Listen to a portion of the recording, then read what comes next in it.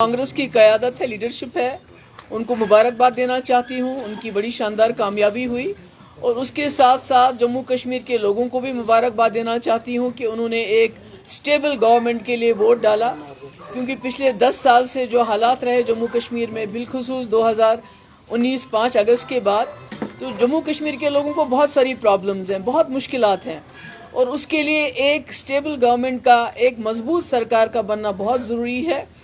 मैं जो हमारे पीडीपी के जो हमारे लीडर्स हैं, वर्कर्स हैं, जिन्होंने हमें बहुत मुश्किल हालात के बावजूद वोट डाला, उनकी भी बहुत शुक्रगुजार हूँ और उनसे यही अपील करूँगी कि हिम्मत नहीं हारनी चाहिए। उतार चढ़ाव आते रहते हैं और मुझे इस बात की खुशी है कि जिस तरह से लोगों ने वोट किया एक स्टेबल गवर्नमेंट के लिए, तो जो इसमें गड़बड़ करने का कोई चांस नहीं अब, क्योंकि लगता था कि अगर मैंडेट कुछ मिक्स्ड होगा, अगर एक तरफा मैंडेट नहीं होगा तो फिर उसमें बहुत सी शरारतें हो सकती थी, बहुत सारी उथल पुथल हो सकती थी और कहीं ना कहीं यहाँ के जो लोगों ने मैंडेट दिया है उसको डिफीट करने की बात हो सकती थी। इसलिए I congratulate all of them, specially people of Jammu and Kashmir, जिन्होंने बहुत जो है सोच समझ के एक स्टेबल गवर्नमेंट के लिए वोट दिया है। If you want to ask anything, please go ahead. PDP 2014 में 28 सीटें, जी और 2024 में 3 सीटें। जी क्या चाहिए? 96 में नेशनल कॉन्फ्रेंस 60 सीटें, 2014 में 16 सीटें। ये उतार चढ़ाव आता रहता है, इसमें क्या करेंगे आप? लोगों की विक्ट्री है, लोगों की चॉइस है। आपको लोगों की चॉइस, जो उनकी मर्जी है, उसकी कदर करनी चाहिए, उनकी इज्जत करनी चाहिए। जमहूरियत में तो यही होता रहता है।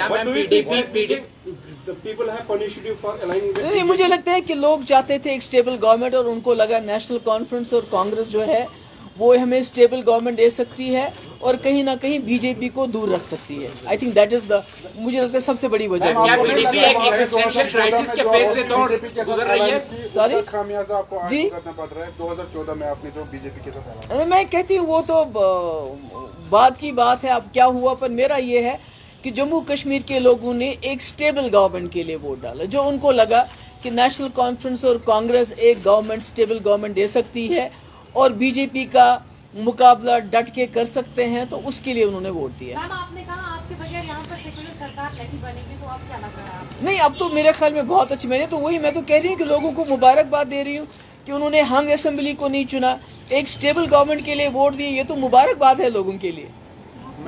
As a former chief minister, why do you think people didn't vote for PDP? नहीं, मैं तो बार वही बात कह रही हूँ कि नेशनल कॉन्फ्रेंस और कांग्रेस का लग रहा था कि वो गवर्नमेंट बना सकते हैं, मिलजुल के एक स्टेबल गवर्नमेंट बना सकते हैं, और जम्मू कश्मीर के लोगों ने, खासकर कश्मीर के लोगों ने चुना कि हम एक तरफा वोट दे के एक स्टेबल गवर्नमेंट को वोट दें कि उन्होंने अपोजिशन से ज़्यादा सरकार को वोट देने का जो फैसला किया। मैम, बहुमत का आंकड़ा चूंकि 48 हो जाएगा, ऐसे में अभी पूरी फाइनल रिजल्ट नहीं आए हैं, अगर जरूरत पड़ती है बीडीपी के 2-3 विधायकों की, तो क्या सपोर्ट रहेगा? मुझे लगता है कि नेशनल कॉन्फ्रेंस और कांग्रेस 50 तक पहुंच जाएंगे। ये मेरा अपना, ये आज का नहीं है, ये मेरी एक हफ्ते से पहले मेरी एनालिसिस है कि कांग्रेस और एनसी को किसी की ज़रूरत नहीं पड़ेगी सपोर्ट की।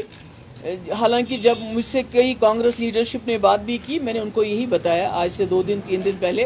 मैंने कहा एनसी और कांग्रेस की जो है मिलजुल के आपके इतने सीट्स आएंगी, आपको बाहर के सपोर्ट की जरूरत नहीं पड़ेगी, and that is I have been proved right. Okay, क्या लग रहा है मरकजी सरकार को क्या मैसेज